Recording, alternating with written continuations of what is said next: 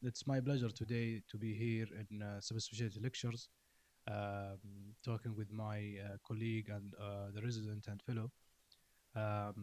Today, we're going to talk about the clinical optics. Optics itself, it's part from physics. And I know some people don't like the physics or don't like studying physics. But in ophthalmology, you need to understand a little bit of physics and light and behavior of light.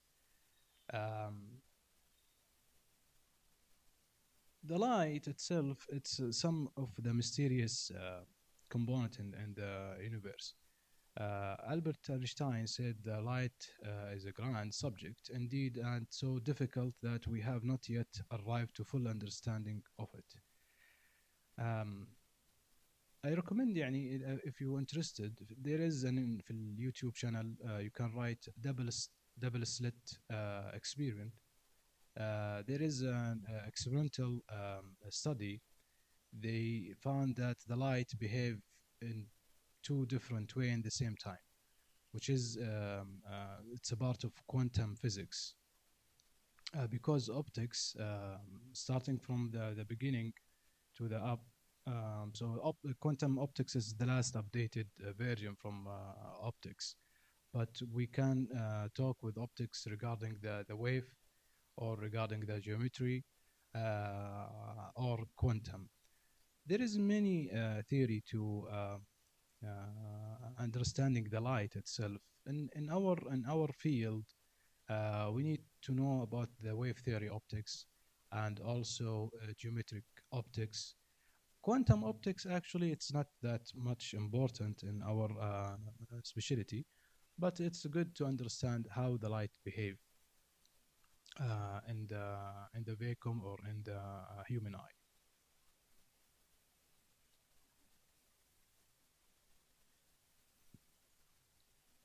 So basically, we know that we have a visible light. Visible light, it's ranged from 400 nano up to around 800. And we see here in this diagram where is the visible spectrum of light. The beyond, or we have gamma ray up to the long radio wave, and only in the very small amount from the wavelength and radiometry, we have the visible spectrum light from 400 nano up to 700. And you see, if we go higher, the light tend to be more red. That's why now in the physics or in the far stars, when they use the telescope, they see the light shifting to the red. That's mean have a large wave length. So basically, when the light strike in any surface, we have five things happen. We have a reflection of light, we have scattering of light, we have polarization, and also we have observation. We have transmission, the light can transmit it from another media, and we have the refraction. And you can see here the refraction. That's mean we will talk about refraction. It's one of the key important things in our field. Also absorbing of light, because we use laser. So some laser can be absorbed by tissue, especially in retina, and also some laser can be cutting or go through like an argon laser. Here, the refractive index. To understand the refractive index is the media or the material, if we can use any material, and every material have an index. So in vacuum, we only have one, the index, and air almost one. So when we do a refraction or doing anything, examine the eye or examine any component in the eye, we see it in the medium of air. We have water, we have oil, and oil also changing the index of refraction. So after some surgeries in retina, they plant oil, the index of refraction change.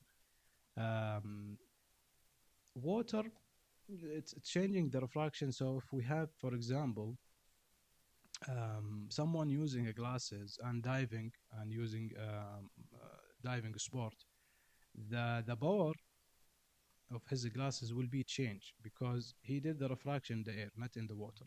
So we need to calculate how much numbers or how much numbers he need when he diving in the water. So refraction of light. The refraction, by definition, is a changing of direction of light when pass from one transparent medium into another different optical densities. So from the air to the cornea to the lens to the retina. The incident ray refracted the ray, and normal all lie in the same plane. So we have an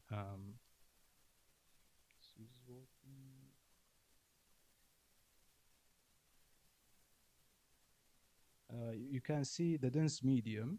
That's mean banding a little bit from the wave of the light.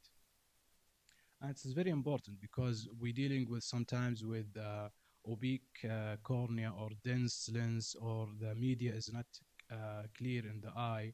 So now we understand how light, this is in the normal conditions, how light can bend and behave. So when we use this light to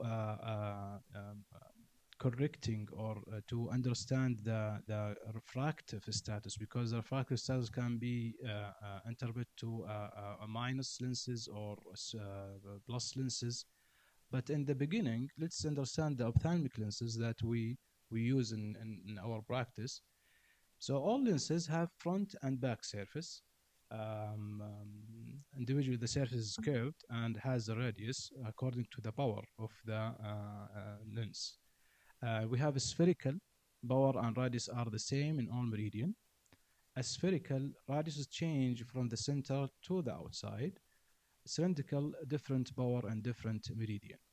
So spherical lenses that we use in glasses or some IOLs or ICL sometimes also. So the power in all meridian the same. But sometime we use in, especially in the contact lens, a spherical, or in the very thick glasses, we use a spheric design. Cylindrical, it's for correcting astigmatism. We will talk about it in coming slide. So this is the plus lenses. It's converging the light, thin in the edge, and thick in the center. You can see here from the diagram that we have the center is thick and the edge is thinner. This is applied in all type of lenses, glasses lenses, contact lenses, IOLs. Every lens that we use in our practice have the same features. They're coming with many different shapes, but the most important or the most unique shape that we use, it's a biconvex, the first one. A biconvex, that's the one we use. The other one, some of the contact lens, plano-convex, we use it. But the other one, plus Minexus, is only in some labs they can use or made lenses like this. The other type of ophthalmic lenses is a minus, and you can see it's opposite the plus. It's diverging the light, and it's thick in the edge and thin in the center. And you can tell from the people using a high myope or high refractive error, they have thick glasses, especially from the periphery. And also the unique biconvex is the unique shape that we used in the soft contact lens or in the glasses or even in IOL. Cylindrical lenses, it's different. We have two meridian. We have two meridian, and we have two focal point. We have A and B. You can see A is the spherical error, so we can correct the spherical error with this lens, and the B is the astigmatic error. So we have two power in two different meridian. So in 90 we have power, and 180 we have a power. So when we compare it to the other lenses, it's a sphere, all in the meridian, and have the same power in every, in every meridian. So now we understand we have three type of lenses that we can use it to correcting the ametropia. Ametropic eye is the one in which accommodation at work, the retina and optical empathy are coming together. Um, in refraction, we have refraction from the cornea, or we have a refraction from axial. So in myope, it's happen when the power of the eye exceeds 16 and the length is 22.6 millimeter. And this is will make a, we have another things that when we make the cornea steeper curvature, so it will increase the lenticular power. Axial myope, it's happen when the axial is more than 22.6, so every millimeter of axial can causing around 3 diopter. It's 2.7, but it's around 3 diopter. So if we have more 1 millimeter, so expected that the patient have 3 diopters more. And refractive hyperopia happen also when the eye is less than 16 diopter and the length of the eye is 22.6. Axial hyperop, it's the opposite, but the eye is shorter than 22.6.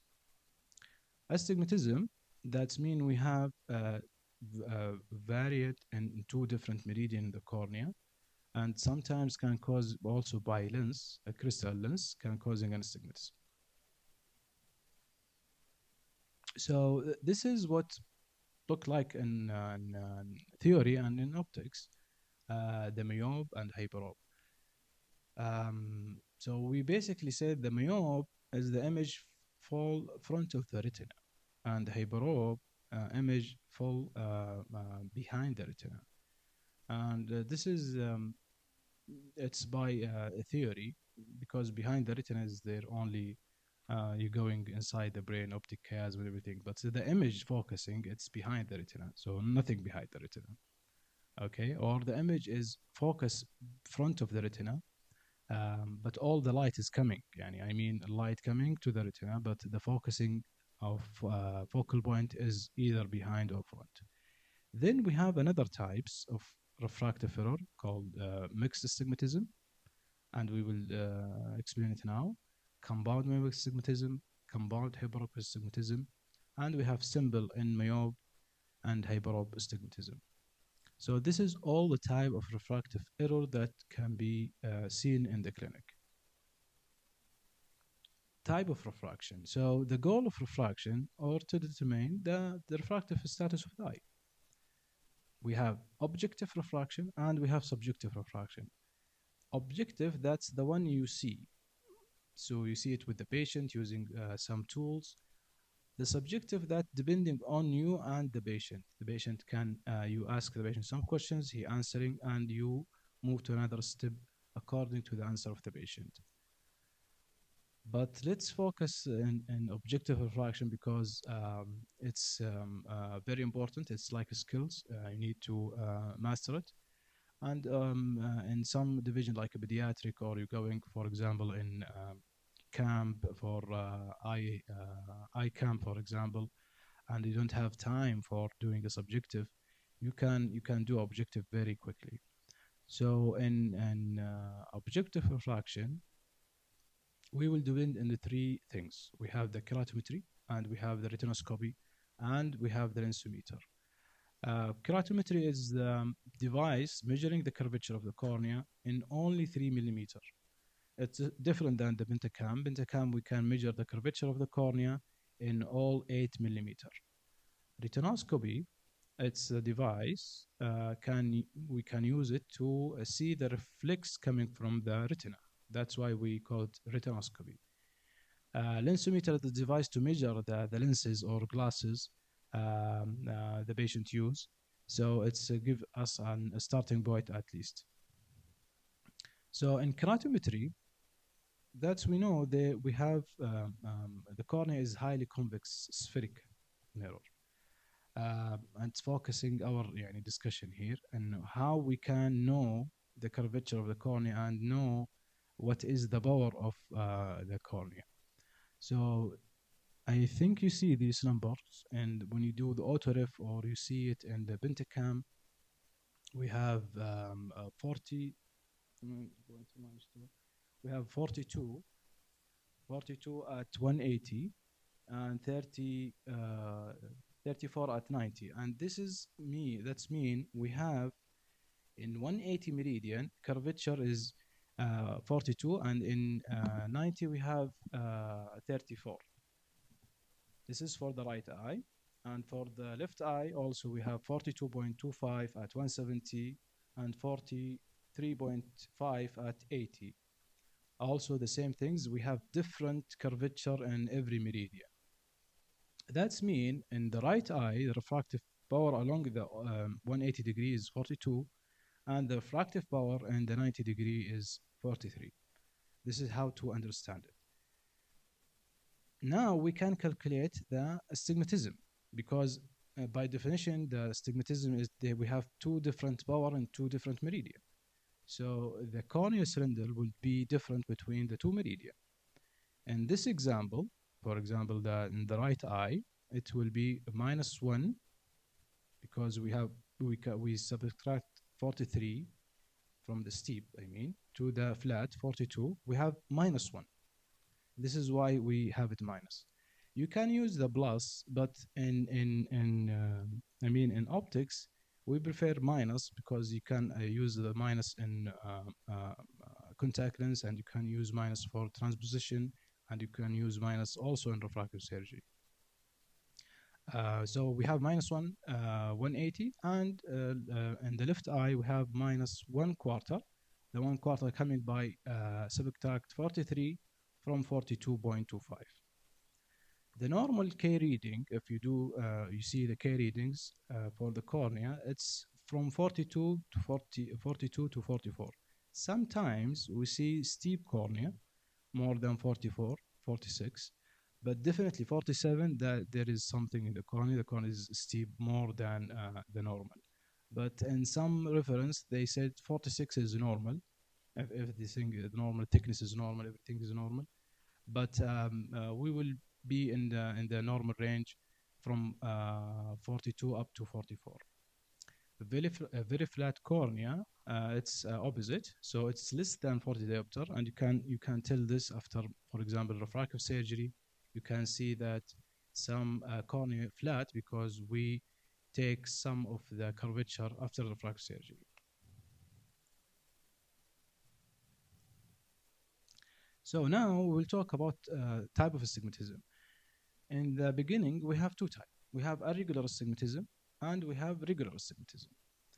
Irregular astigmatism, that's mean irregular. Yeah, the surface is not normal, and the two principal meridian is not in 90 degree. So you have one meridian is 10, for example, the other meridian is, let's say, 70. So it's not verticular. There is no different 90 degree. Regular astigmatism, that's mean the both, meridian, the difference is 90 degrees. So for example, 180, 90, 80, 170. So that should be the difference is 90 degree in every, meridian.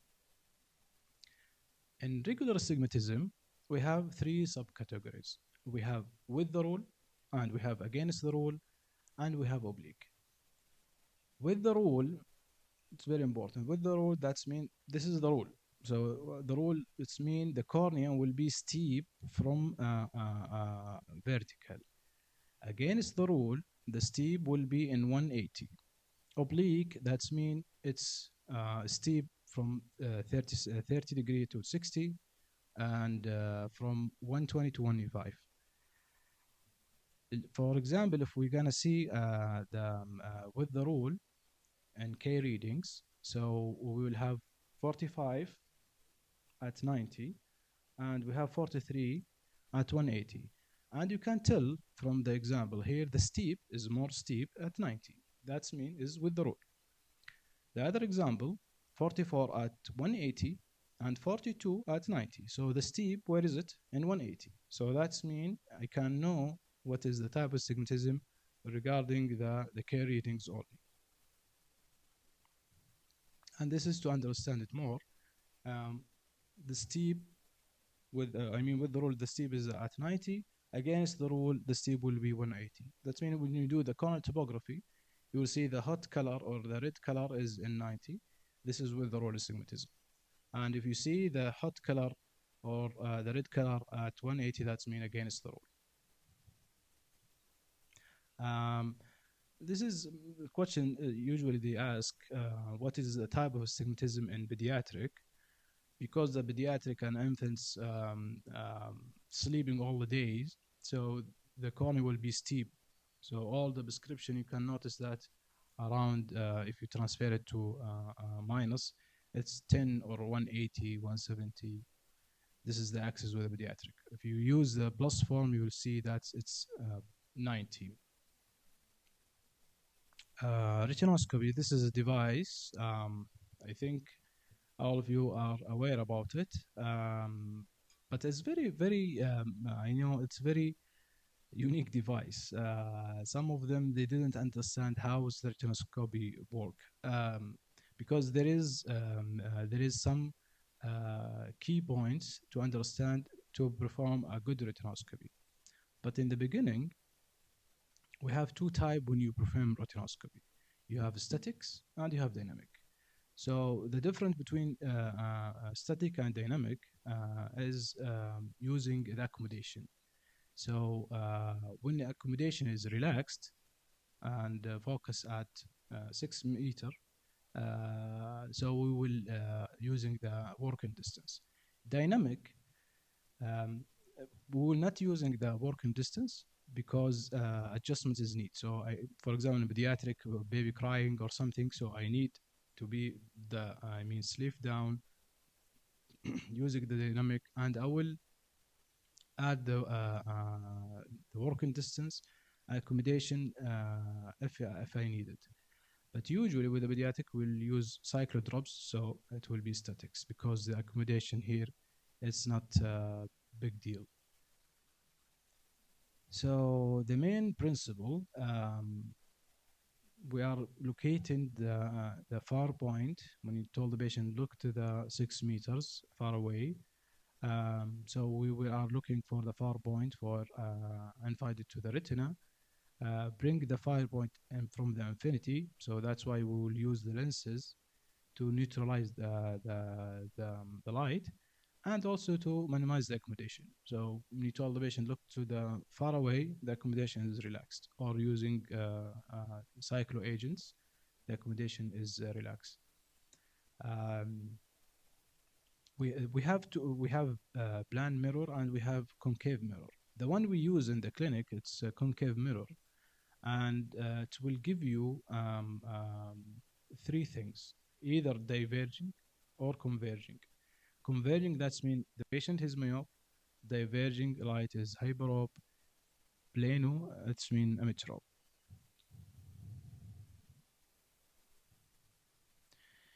So here, if you use the retinoscopy and you put the light, a streak of light, on the edge of the pupil, and you shine, you're moving the retinoscopy.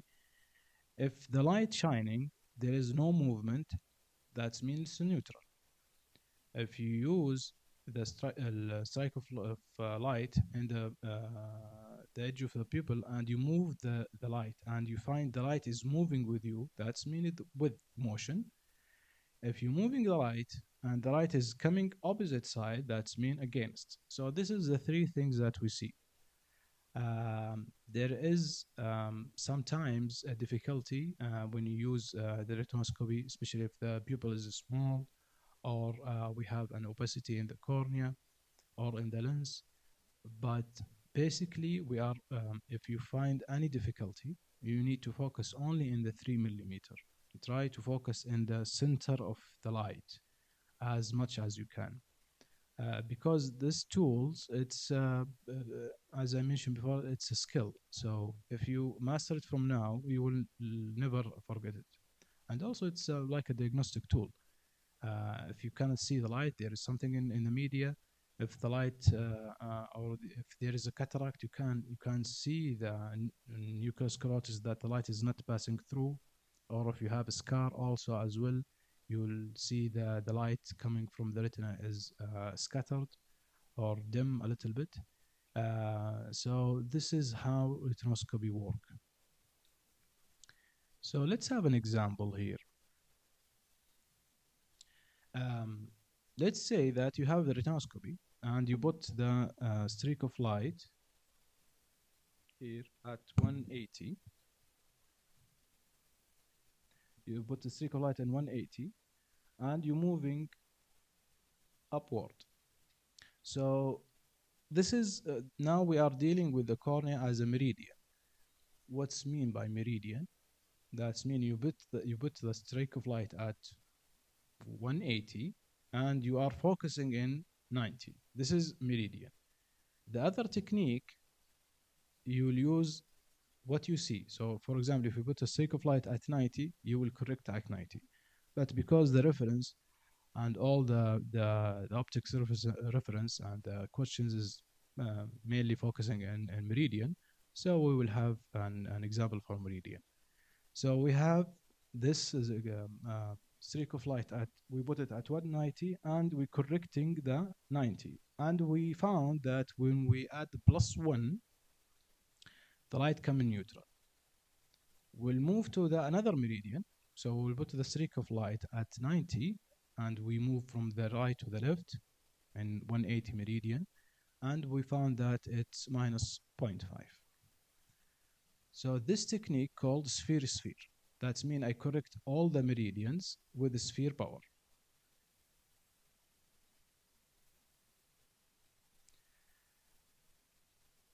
There is another meridian called sphere cylinder. So I correct one meridian with a sphere lens, the other meridian with cylindrical power. And it's a bit advanced. You need to first master the sphere, then you can do sphere cylinder. Some resident, mashallah, they do it from the beginning, sphere cylinder. So we will use working distance at 50 centimeters. I recommend all my residents and fellows that use 50 centimeters because the calculation, because 50 centimeters, that means -2. So I will use -2 in the previous example. So we will have -2.5 in 180 and we have -1 in 90 because we have +1 before. You remember we have +1 with the -2, so it will be -1. Okay. Now we will write the equation, or we will write the net refraction after we perform the retinoscopy. The equation, because we want to write it in a minus form, we will use the equation starting from more plus. So more plus different between the two meridian or two axes, the axis of more plus. So it will be more plus -1. The difference from -1 to -2.5, it will be 1.5, and it will be 90. Because we're starting from more plus. So -1, -1.5, axis 90. This is the patient refraction to start with. So what is the reason of error sometimes in retinoscopy? Accommodation fluctuation, especially in amblyop patients, so we need to do cyclo. Incorrect sometimes working distance, though that's why I recommend to use 50 centimeters because sometimes the calculation give you wrong numbers. Off-axis scope, 5 degree. Sometimes if you are not using a retinoscopy in very daily basis, failure to locate the principal meridian if you cannot use the sphere cylinder, spherical aberration, especially in very large pupil, and you can see scissoring motion. Scissoring motion, it's one of the nightmares, especially if we have a keratoconic patient or we have any disease or pathology in the cornea. But as I told you before, focus on only 3 millimeter. Try to focus in the center of the light, and you can tell where is the direction of light is. And also in young patient, because the refraction coming from interlimiting membrane, coming so bright, but in so they are tending to be hyperope a bit, while the older patients, the reflection come from broke membrane, so they are more myope. But when we mean by more myope, that's mean they are shifting to myope. Maybe they are plus, for example, +2, but they are shifting to myope to +1. But they are tend to be a myope a bit. So in subjective refraction now, so we now finish the retinoscopy, and we know the powers, and now we want to do subjective refraction. Subjective refraction is a huge topic. It's need a lecture really يعني الحالة. لكن we will try to need يعني know the points of the subjective refraction. But before, the taking a visual acuity is very important for the patient. Why? Because we have Egger's chart. We can estimate the VA of the patient without starting doing a subjective. So, for example, if we have patient with 2100 and everything, I mean, everything is in the eye is normal, I will guess that the patient have minus or plus 1.5. Or the astigmatism. We can also know the astigmatism by using this chart. And we have an example. If you have a patient with uncorrected VA is 2040 at distance, and he can read very well 2020 at near, from this chart, we can assume that's -1 diopter correction for a distance. Starting point, so we have a retinoscopy, or we have the glasses, actual glasses for the patient, or we can use the autoref. So the autoref, it's a machine that taking a measurement by calculating the refractive error using the infrared to measure the size of image in the retina. And it's a good tool, but it's not accurate and all the time, especially with some diseases like keratoconus or cataract, or in pediatric, if they are accommodate. So if you have a baby, he can accommodate up to 7 diopter. And when you do the cycle, you find that the patient has a plano power. So it's very important to know that, but it's give you a starting point at least. So we have 5 points to focus in the subjective refraction. We need to establish first the sphere power. Then we can refine the cylinder axis. So cylinder axis, we will use the Jackson's cross cylinder, GCC. After refining the cylindrical power, the axis, then the power, we will refine the sphere again, and the fourth step.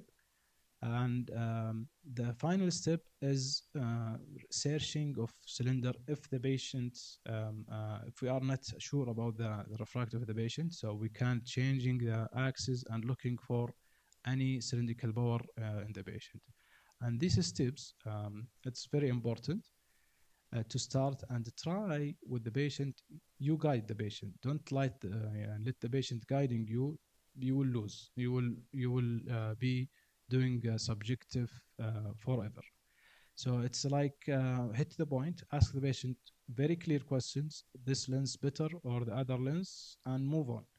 And try to give him only two choices to choose in two choices, because if you give him multiple choice, he will be lose, and you will be lose as well. Presbyopia. So Dr. Nora, she will have a lecture after that and presbyopia in more details, but we need to know about the amplitude of accommodation. It's declines with gradually with the aging. So getting age, that means the amplitude of accommodation will reduce.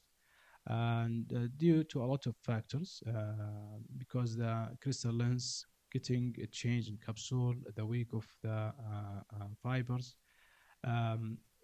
this is will causing lens getting weaker when ciliary muscles contract. Correspondingly, the ciliary muscle itself become less efficient and advancing age after age 40. But I mean, 40 now it's young, so I think 45, getting more weaker. Presbyopia correction must be adjusted in different working distance because you have many different working distance. Some of them working in the screens, some of them as a surgeon working in more centimeters like 60 or 70. So you need to aware about the working distance. So you ask the patient what is the working distance. We have an equation to calculate the add the patient need. It's a working distance of the patient in diopter minus the half of amplitude of accommodation of the patient in this age. We know the amplitude of accommodation can be reduced. We can measure it by the rule, or we have the chart for the amplitude of accommodation according to the age. And we have this equation. So, for example, if we have the adding working distance is 40 centimeter and the amplitude of accommodation is 2.5, so 100 over 40. 40 is the working distance, and we can calculate it in diopter by use 100 divided by the working distance or the centimeters minus the half of the amplitude of accommodation. So it will be plus 1.25. And this is chart for amplitude of accommodations during the age and the near add calculated, and also the working distance. And you can see during the age, the add will increase, the working distance will decrease. So more add, less working distance. But in the early 40s, for example, less add with higher or a larger working distance. Okay, so because of time, we will move on to another topic. Very quick understanding of the contact lens because it's a part of optics. There is a quick brief history about contact lens. The first concept of contact lens was by Leonardo da Vinci. He made a glass seeing through it, and it's not contacting the eye itself, but contacting the outer of the eye, our upper lid and lower lid. This was in 1505. And 1823, British Josh also starting to design a lens in 1823. In 1887, the first manufacturing contact lens was made by glass.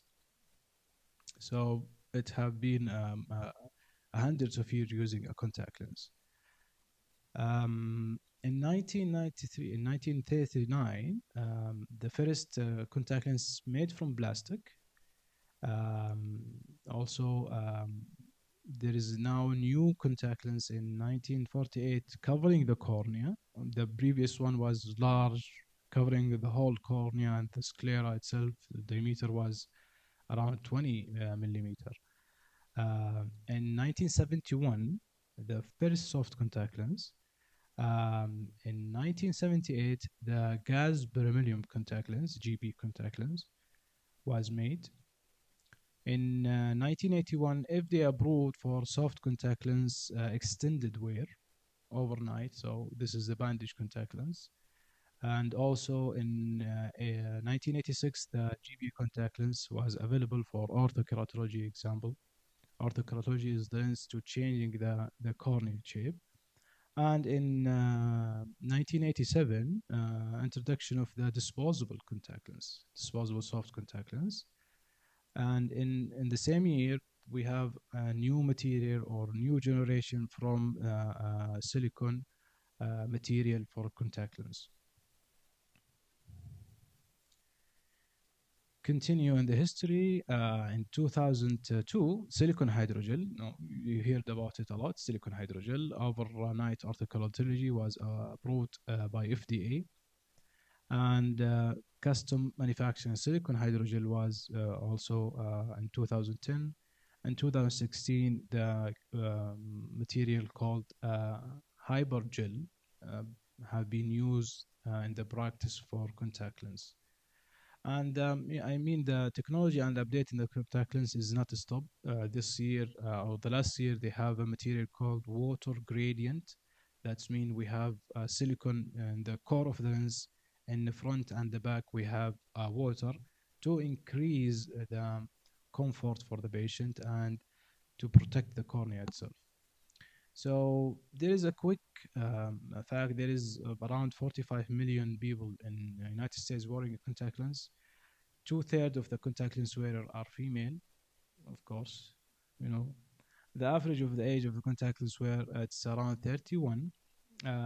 Estimated 8% of the contact lens wearer are under age 18, and between 17% between age 18 and 24. 75% of adult age 25 and older wear contact lens. So a lot of people, I mean, in Western countries using contact lens, even here in our country, but we didn't have a very, I mean, acute number regarding the wearer of contact lens. So basically, we have three type of contact lens. When we can tell from the history, we have the soft contact lens, we have rigid gas premium contact lens. That's mean the oxygen coming through the lens going to the cornea, RGB contact lenses. And we have the hybrid contact lens. That's mean we have soft and hard. I mean hard in the center, and we have a skirt soft contact lens. And this is also have been used recently, maybe 10 years, 15 years from last 15 years.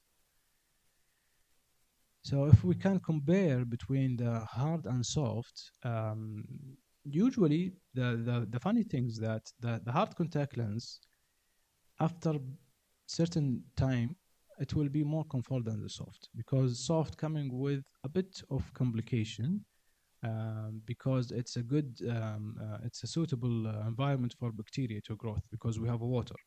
But in the hard contact lens, we don't have water, only the silicone without any water. So it's less risky than less risk in microbial keratitis.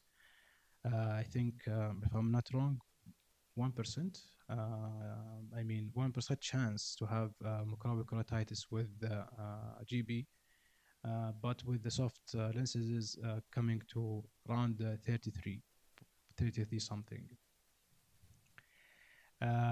Yeah, so the long-term comfort, the GB will be more comfort than the soft lenses, but we need soft lenses for many aspects, like high powers or cylindrical power, or as a bandage as well. So we need a soft. Hard, it's good for correcting an irregularity in the surface in the cornea. So what is the basic concept of the contact lens? So we know that the vision with the contact lens better than the glasses, because the image in the retina, the image size in the retina will be as normal as in the ametropic eye. So in the plus, in the aphakic patient or in the plus power, patient seems to see things bigger than the normal. In the myope, they tend to see the picture smaller than the normal. But when they wear the contact lens, because there is no distance between the lens and the cornea, they get a real image and a very clear, sharp image. So if we calculate, for example, the power of the lenses, because the power of the lenses will be different than the power of the glasses. By in minus, we need to calculate it less minus, and high probe we need to add more plus. For example, if we have a patient with, for example, we have patient with the plus 10, so he will be taking a contact lens around plus 11. If we have minus 10 glasses, we will have less minus by minus 9. because the vertic distance will work here to reduce the amount of power patient need to wear the contact lens. So why contact lens is very important? Because we can work with the very difficult cases like this, as you see here.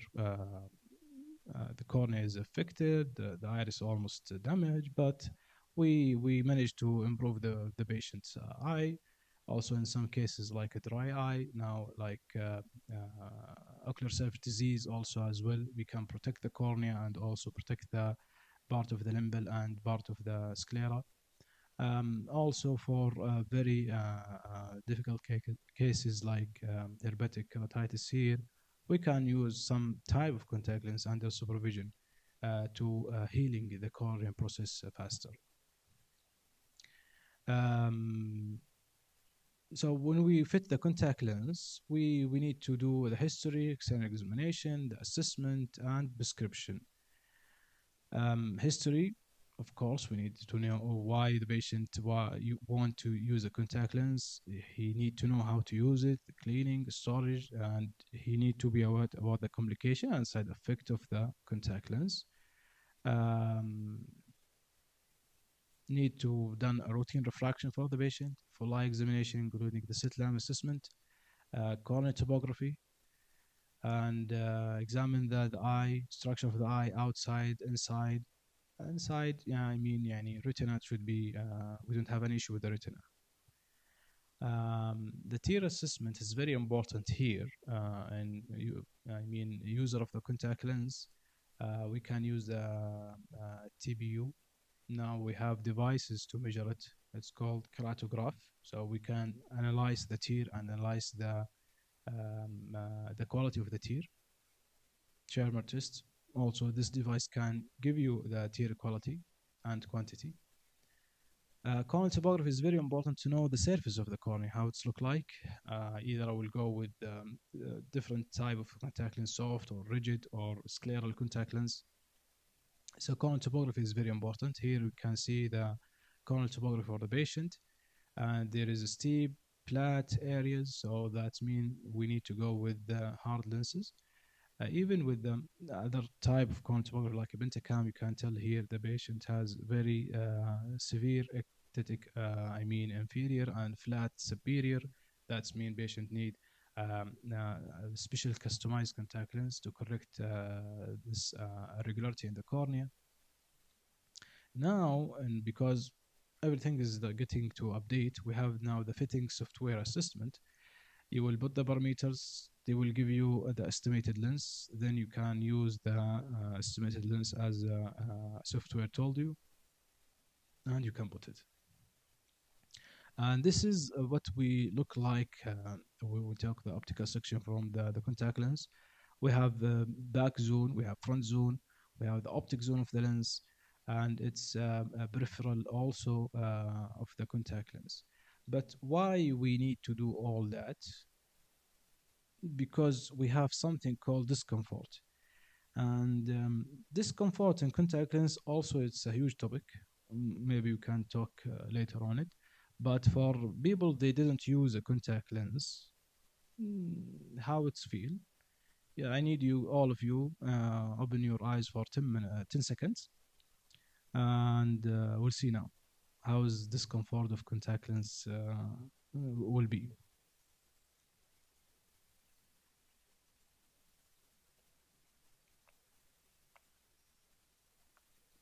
Okay, blink now. Will not cause you dryness. So this is this discomfort for contact lens. Discomfort it's different than the dry eye because discomfort that's mean happen when the patient using the contact lens, and there is now a definition for this. I mean discomfort, and we have maybe 6/10 in the clinic, 60% around it, and in the clinic they have a sort of discomfort of the contact lens, either from dry eye, either from the design of the contact lens, either from the quality of the tear. There is many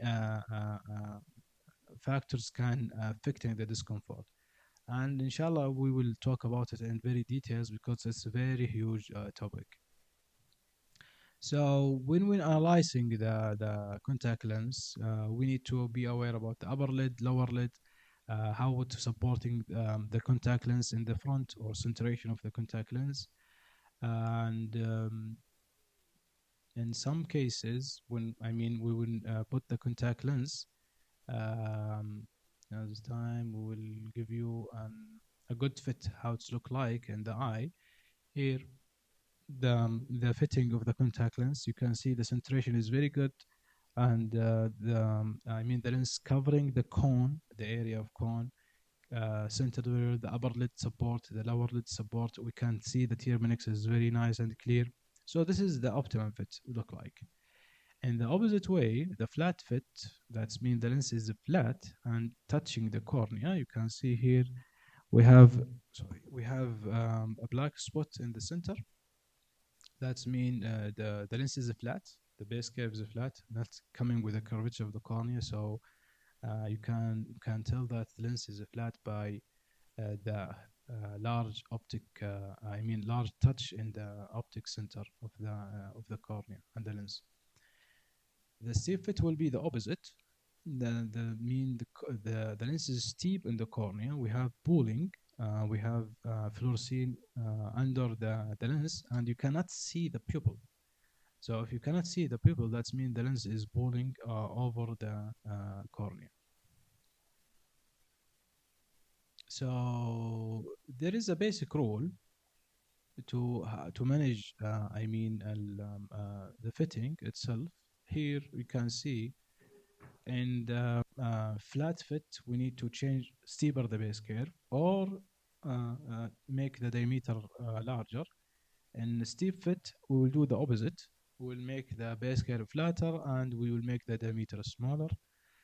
Two things, it's very important: the edge of the lens or the landing of the lens. By either we will steep the edge or flattening the edge, because we want the tears coming under the lens, because the tear exchange is very important in the using of contact lens. So one more things, it's regarding the material we discussed in the history. There is many material that can be used for a contact lens, and you can differentiate the material between the dk over t. Dk over t, it's a number measure the amount of oxygen coming through the lens to the cornea. So we don't want to patient have an hypoxia by using the material. So we can manipulate the material according to the patient need, and you can see here the dk over k. So for example, the bandage contact lens that we use in the clinic, the dk is around 170. And here in some contact lens, it's not in this schedule, but in other table there is up to 200. So if the number is getting high, that's mean a large molecule or a lot of molecules coming through the lens to the cornea. If we have lower number, that's mean the oxygen will, going through the lens will be reduced.